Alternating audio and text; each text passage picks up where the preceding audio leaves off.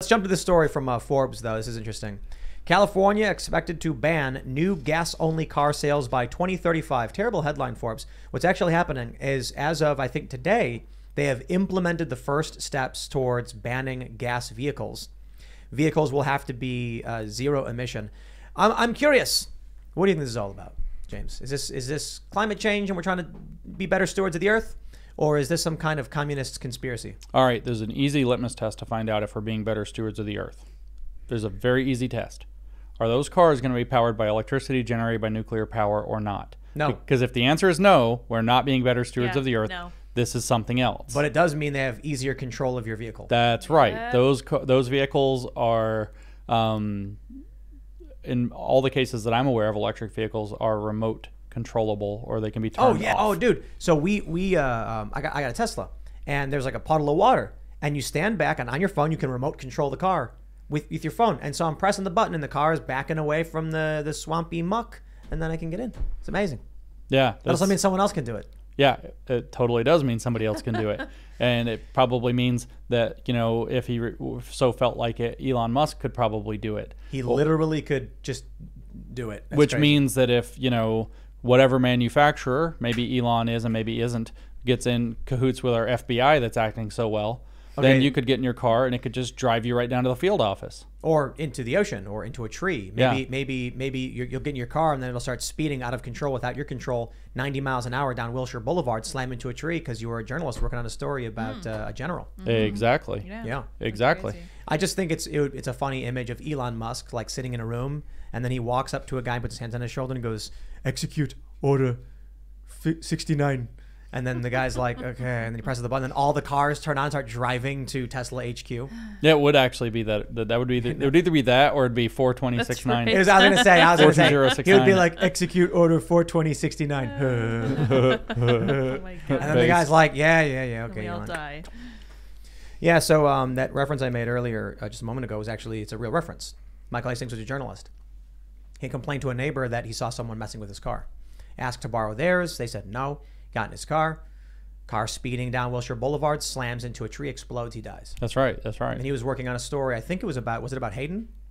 Ooh, I'm not sure. I gotta look that up now. Yeah, you want to Google that real quick? Yeah, I remember that actually. That's right.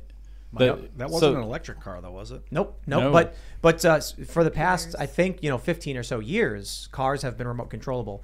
This is what people don't understand. Cars that were not designed to be remote controlled can be remote controlled. So these car hackers, I watched this thing. We all knew that self-driving cars were coming. These car hackers took over a car that did not have any remote control or self-driving capabilities, because power steering can be manipulated by the computer inside the car. Michael Hastings was investigating CIA Director John Brennan. Brennan. Oh, Okay, there you yeah. go. Brennan. And then his car went out of control on Wilshire and hit a tree and exploded. At a high rate of speed. He thought someone was trying to kill him. It was like 1 a.m.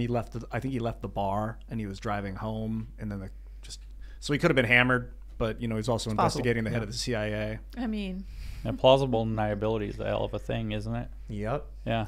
No, I mean, so this though, I mean, this is absolute control over the population, control of your movement if you're stuck with electric vehicles and all of this. I am proud that I still drive a car that has it does have power steering, but it has old school, it has a key. There's no button. nice. You actually have to use. It doesn't even have a key that jealous, folds or whatever. It's like a normal key from back in the old days. Nice. Mechanical locks, or are they automatic? They're automatic though. But that's what you got to do. But it's a standard. It's a stick shift too. If you're I still drive a prepping, stick shift. yeah, if you're prepping, you want a manual, Yep. 1960s car. No computer components in it at all. That's what. Yeah. Automatic transmissions, hard to fix. Yeah. If everything fell apart, you'd be better off with manual. Learn how to drive stick. Driving stick is fun. It depends on if I'm going to. You know what I don't like? I don't like driving stick when I'm just trying to relax. It's like, you're making driving a chore. You know what I mean? I don't like driving stick on hilly roads, like in San Francisco. I find that fun. Because when I want to, But it's like- when I it's want like- to shift into first gear on a hill, I start to roll backwards, and I'm like, I love hope it. someone's giving me 10 feet right now. Yeah, And they then- don't. and Yeah, then no, you- they don't. I'm in East Tennessee. I'm all over hills, so they don't. They never You do. got about 4 feet, so it's like really hectic gotta be when good. I'm hitting the clutch to the gas, But and this I'm is putting the- it, jerking forward. It's the most annoying thing. I'm sure it's happened to anybody who's driven stick, that you're on a slight hill and then someone gets right up on you Yeah. And then you're like, dude, I can't release the brake right now. And so you just sit there and they're honking at you and you're like, you're gonna back up? I'm gonna stick you. I'm gonna roll backwards. Yep. Yeah. It's like that scene of Indiana Jones. It's like, first you throw me the whip. I can't. I'm stuck. I'm stuck. So the thing about this is a lot of people are pointing out the green movement stuff is just about saving the auto industry. That the auto industry is such a big component of the U.S. economy. Yeah. I was reading that like most millionaires in the U.S. are people who own local dealerships. So yeah. So I mean, this is huge. So what do? Got to make new cars. But if people have cars, aren't going to buy a new car. Why? What's the features? Not good enough. Now you got to make them do it. Oh, California is just pumping their economy. I just tweeted out a thing about Sweden that is building a road that recharges electrical vehicles as they drive over them. Yeah, I was reading about that. That seems real. Well, it could. I mean, it's but you're talking about very powerful electromagnets in the like street. a third rail. Don't walk on it. I mean, what would that be like? So I mean, we have wireless charging for our phones. You'd probably be all right to walk on it. But a massive one, are your keys gonna get like sucked up or something? I think I just won't walk on that road. It doesn't seem like it's worth the risk to me. Didn't somebody build that solar panel road? Yeah, I heard about that. It was like it's a terrible idea that makes no sense, but they did it because people are just dumb. What's the status of solar roads now? Solar road, really Solar bad idea. Roadways was the company that pioneered it, or was one of the most popular. They made a YouTube video that made no sense. Yeah, it got really popular. It's funny because they're like, we should make our roads solar panels. It's like, why? Because the roads are exposed to sunlight. It's like, okay, why don't you just put the solar panels next to the roads on stands where they're not being run over by cars? We'll make them more durable, right? The material won't have enough will be too opaque, and so it will not absorb enough sunlight, and then they get damaged and scratched, and it refracts light, and then snow gets on it. Just make solar panels that can move back and forth, and they're next to the road. You'll save money. Or build a nuclear plant. There you go. Yeah, that too. Why don't they want to build nuclear plants? Well, because it's the way out of managed energy scarcity. Because fusion would be wonderful, but the claim is that the waste can't be managed or can't be managed safely or is politically infeasible. But that's not true. Not true for fusion, especially. It's certainly not true for fusion. There is no. I mean, the waste, the material inside the reactor becomes radioactive. But none of there is no waste. It's literally water that comes out of it. Yeah. And helium that comes out of it. Sorry. It makes helium. It makes helium. It's hydrogen into which, helium, by the way, helium is a limited resource. Right. This is amazing. It's a win-win, big time. But it's also a not real right now thing. But nuclear is the way out of if we see this as an energy transition period to where maybe we're moving away from fossil fuels and we have to go into something different and it's more green or whatever, it makes every bit of sense to use nuclear. So the best answer that I have is that it is the way out of them being able to manage the energy economy the way that they want to manage it. And I mean, there are some difficulties with nuclear, but they're not like death blows or whatever. Yeah. You can't turn them on and off quickly. You can't ramp up production or ramp down production quickly in cycle. So there are some limitations, but you need like one gas plant to be able to adjust for that. Yeah. And main baseline load can be covered by nuclear. So it's like the escape hatch isn't there. So this is why I use it as a litmus test, is if they're serious about it being about carbon in the atmosphere, then they must be pro-nuclear, but they're very anti-nuclear. And when you read the explanations for why they're anti-nuclear, none of them make sense, which means that something else is going on. They're also buying beachfront property. Something's really up because they were talking a lot about carbon footprint and reducing carbon emissions. Then all of a sudden I'm like, well, actually we can pull the carbon out of the atmosphere, deposit it onto palladium, copper, gold, turn it into graphene. There's other ways of turning it into graphene, the carbon dioxide. You can actually mine the carbon dioxide out of the air. And the methane as well. You take the methane out, turn it into carbon dioxide, and then turn it into graphene. I got all into carbon capture back like 10 years ago. I was really, really into it. I was really interested in it. Now the World Economic Forum is talking about the nitrogen footprint's too much. Or it's the Dutch farmers, I think, they're trying to shut down farms because of the nitrogen footprint. Well, it turns out that there is a precedent to that that's very interesting, and we're going to go back into the conspiracy rabbit hole because there was a book in 1972 published by the Club of Rome called The Limits to Growth that is a Malthusian book. It believes that human population's in excess of what the Earth can actually support, and it's only a matter of time till everything collapses. They predicted we run out of copper in 2000, by the way, so they weren't that good with their computer models that they did in the late 60s and early 70s. But in that book, it actually talks about A, that we have to control the fertility rate so that we don't have too many people, but B, that one of the easiest ways to do it is to control the food supply, because if there's not enough food, then there won't be as many people, because people won't make babies when there's not enough food to feed them. And so then what you can actually need to control is the levels of nitrogen fertilizer. It's explicitly written in that book. Now you think, well, what's the connection to this? Well, in 1972, this book comes out, so what, right? In 1973, Klaus Schwab invites him to speak in the 3rd Annual World Economic Forum meeting at Davos, which when it was called the European Management Forum before it was called the World Economic Forum.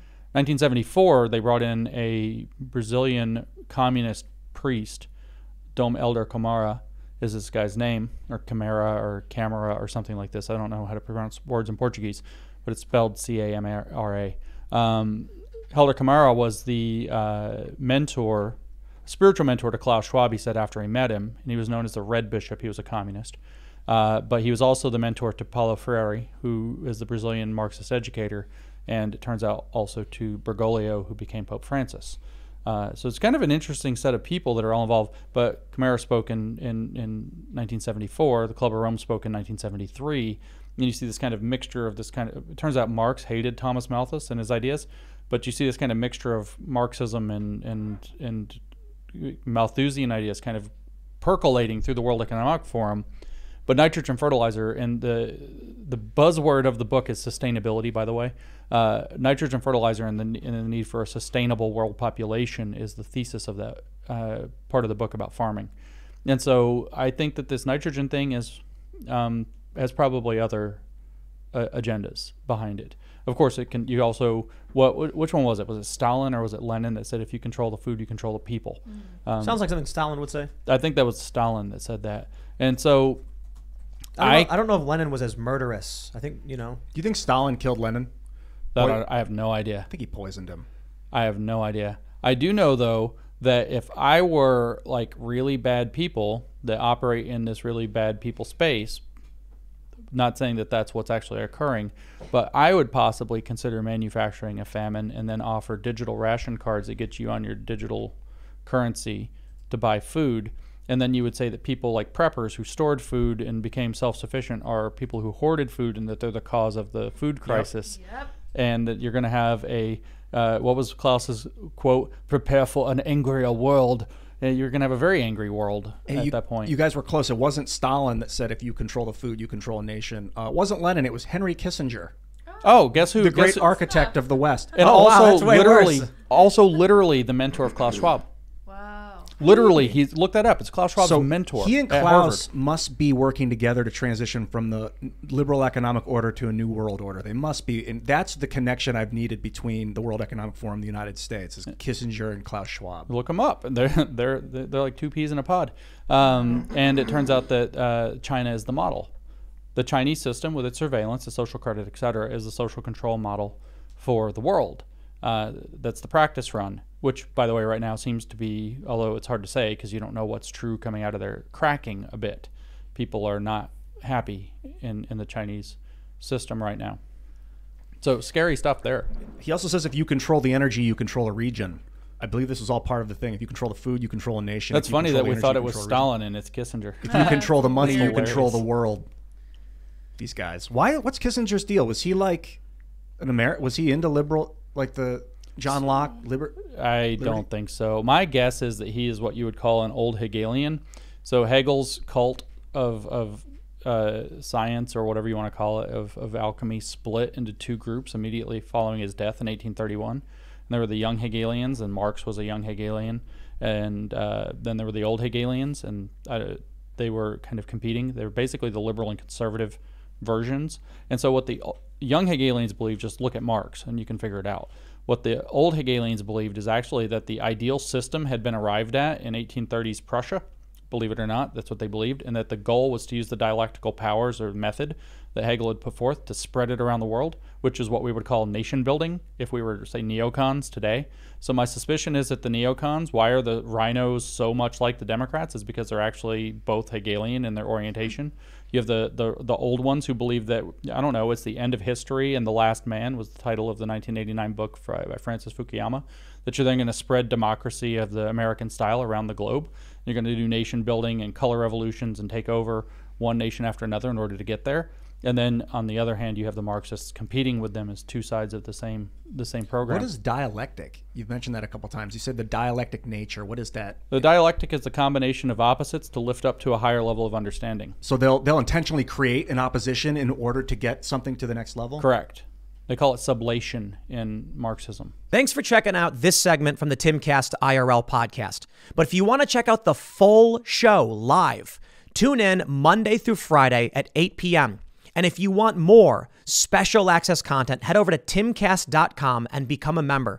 Your membership helps sustain this company, keep our journalists employed, makes this show happen, and you will get access to exclusive members-only segments of the Timcast IRL podcast, and there's a massive library to check out. So again, go to timcast.com or tune in Monday through Friday at 8 p.m., and we'll see you all there.